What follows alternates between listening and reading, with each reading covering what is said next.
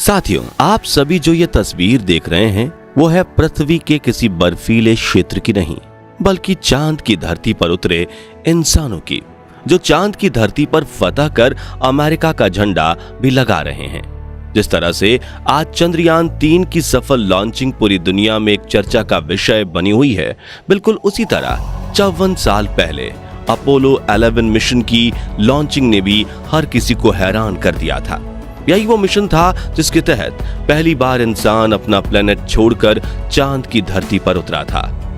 Apollo 11 mission में commander Neil Armstrong, commandant module pilot Michael Collins और lunar module pilot Buzz Aldrin शामिल थे, जो इस एडवेंचरस सफर की शुरुआत में तो बहुत ही ज्यादा एक्साइटेड थे, लेकिन चांद पर कदम रखने से मात्र चंद मिनट पहले उनके साथ कुछ ऐसा हुआ कि धरती पर मौजूद नासा मिशन कंट्रोल सेंटर के सभी एक्सपर्ट्स सकते में आ गए। यहां तक कि इन एस्ट्रोनॉट्स को लगने लगा था कि अब वो पृथ्वी पर कभी लौट ही नहीं पाएंगे। तो आखिर क्या हुआ था उनके साथ? चांद की सतह पर उन्हें किन किन मुसीबतों का सामना करना पड़ा और कैसे उम्मीद खो देने के बाद भी ये धरती पर सही सलामत वापस आ सके? दोस्तों, दिन था 16 जुलाई 1969। अपोलो 11 लॉन्चिंग के लिए बिल्कुल तैयार था। एस्ट्रोनॉट्स भी अपनी तैयारियां पूरी कर चुके थे। पूरी साइंटिस्ट टीम बहुत ही ज्यादा एक्साइटेड थी। लॉन्चिंग प्लेस में काफी भीड़ भाड़ थी। कैमरामैन के साथ शूट करते न्यू रिपोर्टर्स और उम्मीदों भरी नजरों से अपोलो 11 को देखते दर्शक माहौल को बहुत ही खास और यादगार बना रहे थे। इस मिशन की लॉन्चिंग को 10 लाख लोगों ने समुद्र के किनारे और राजमार्गों से देखा था। वहीं घरों और ऑफिसेज में मौजूद 60 करोड़ लोग अपने कामों को साइड करके लाइव ब्रॉडकास्टिंग के जरिए इस ऐतिहासिक मोमेंट का गवाह बन रहे थे। ऐसे में यूएस प्रेसिडेंट रिचर्ड निक्सन भी वहां पीछे रहने वाले नहीं थे। व्हाइट हाउस में मौजूद टीवी पर उन्होंने लाइव अपोलो 11 मिशन को उड़ान भरते देखा था।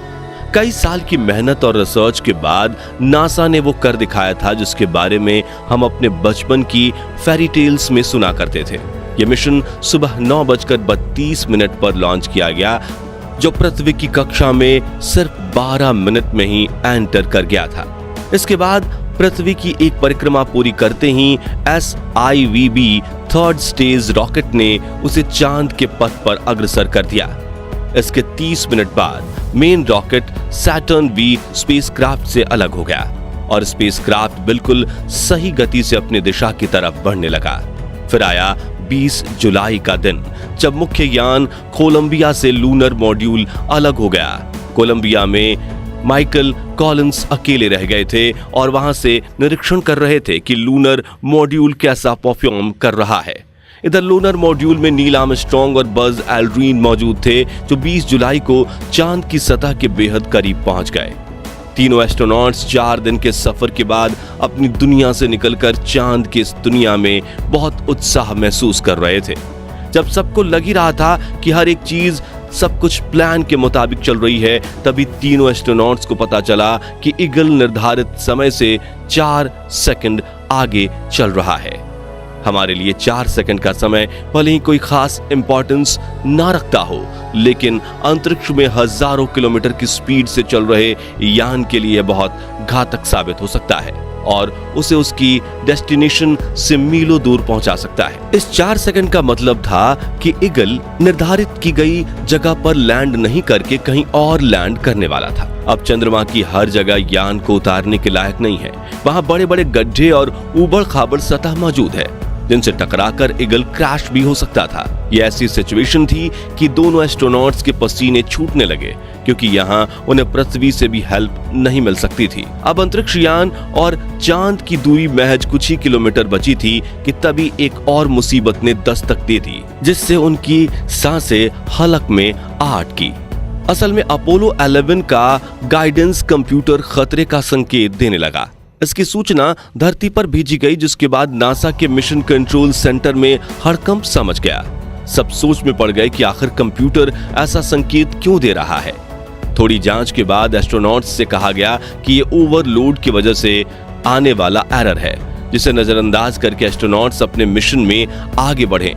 इसके बाद सबकी जान में जान आई और वो चांद पर लैंडिंग की तैयारी करने लगे। तभी नील आर्मस्ट्रॉन्ग की नजर बाहर गई। उन्होंने देखा कि ऑटो पायलट कंप्यूटर एक बहुत बड़े गड्ढे के पास यान की लॉन्चिंग करा रहा है। इसके बाद उन्होंने तेजी दिखाई और यान के ऑटोमेटिक सिस्टम को बंद करके उसका कंट्रोल अपने हाथों में ले लिया।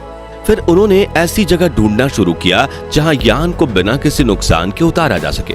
आखिरकार काफी मुश्किलों के बाद चांद पर कदम रखने का समय आ ही गया और 20 जुलाई 20:17:39 IST पर ईगल यान की चंद्रमा पर सही सलामत लैंडिंग हो गई।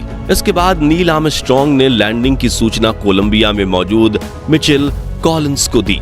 यान के चांद पर लैंडिंग के 6 घंटे बाद यानी 21 जुलाई को नील आर्मस्ट्रॉन्ग ने चंद्रमा की सतह पर अपना पहला कदम रखा, जिसकी तस्वीर शेयर करते हुए उन्होंने कहा कि ये इंसान का एक छोटा सा कदम है, लेकिन इंसानियत के लिए एक बहुत बड़ी छलांग है। इसके बाद दोनों एस्ट्रोनॉट्स ने 3 घंटे तक चांद की सतह पर अलग अलग एंगल से तस्वीरें निकाली, वहां से पत्थर कलेक्ट किए, मिट्टी उठाई और सतह को खोदकर वहां से नमूने लिए ताकि पृथ्वी पर इन सभी चीजों की जांच हो सके और चांद से जुड़े उन रहस्यों से पर्दा उठ सके जो अभी तक किसी को पता नहीं है। नील आर्मस्ट्रॉन्ग ने अपने यान ईगल की तस्वीरें भी ली थी ताकि उसकी लैंडिंग के बाद की स्थिति के बारे में जांच की जा सके। कैमरे से चारों तरफ रिकॉर्डिंग की गई। दोनों एस्ट्रोनॉट्स कंगारू की तरह उछलते हुए आगे बढ़ते नजर आ रहे थे। चांद पर ग्रेविटी कम होने की वजह से वहां उनका चलना काफी मुश्किल हो रहा था। उछलने और गिरते पड़ते हुए उन्होंने अपने सारे मकसद को पूरा किया और वहां अमेरिका का झंडा भी फहराया और उसे सलूट भी किया और यूएस प्रेसिडेंट से फोन पर बातें की, जिसे पृथ्वी पर मौजूद लोग लाइव देख रहे थे। ये बहुत गर्व का मोमेंट था, जिससे ना सिर्फ नासा और यूएस के सीने चौड़े हो गए, बल्कि इसे पूरी दुनिया के इंसानों द्वारा हासिल की गई एक बहुत बड़ी अचीवमेंट के तौर पर देखा गया। इस लाइव प्रसारण को कम से कम 60 करोड़ लोगों ने देखा था और वे इतने हैरान थे कि उन्हें अब भी अपनी आंखों पर यकीन करना मुश्किल लग रहा था। चलो, ये मिशन तो सक्सेसफुली हो गया। सबके मन में उस समय यही चल रहा था, लेकिन अभी भी इस मिशन की मुसीबतें खत्म नहीं हुई थी।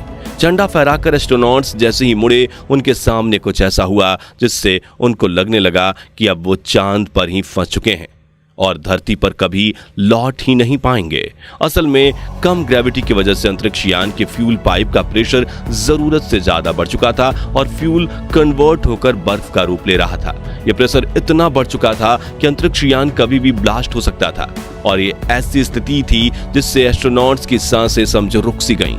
लेकिन 2.5 घंटे चांद पर घूमने के बाद उन्होंने देखा कि अंतरिक्ष यान के पाइप का प्रेशर कम होने लगा है और बर्फ भी पिघलनी शुरू हो गई है, जिससे उन्हें सुकून महसूस हुआ। लेकिन उनकी यह खुशी ज्यादा देर तक नहीं टिक सकी, क्योंकि एक और मुसीबत इनके सामने खड़ी हो गई। असल में अंतरिक्ष यान के दाहिनी ओर लगा एक स्विच टूटकर नीचे गिर गया था, जिसकी वजह से शॉर्ट सर्किट होने लगा और उस हिस्से की पावर कट हो गई।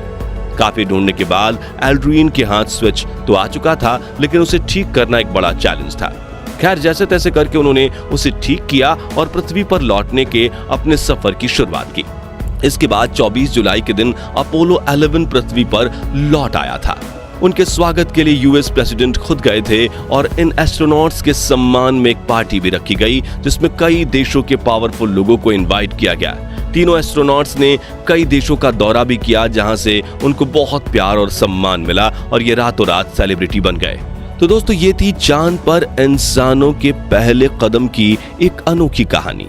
बाकी आज के लिए बस इतना ही। वीडियो अच्छी लगी हो तो इसे लाइक और शेयर जरूर करना और अगर आप चैनल पर नए हैं तो चैनल को सब्सक्राइब भी जरूर करें। मिलते हैं जल्दी ही ऐसी एक और इंटरेस्टिंग वीडियो के साथ। तब तक के लिए गुड बाय।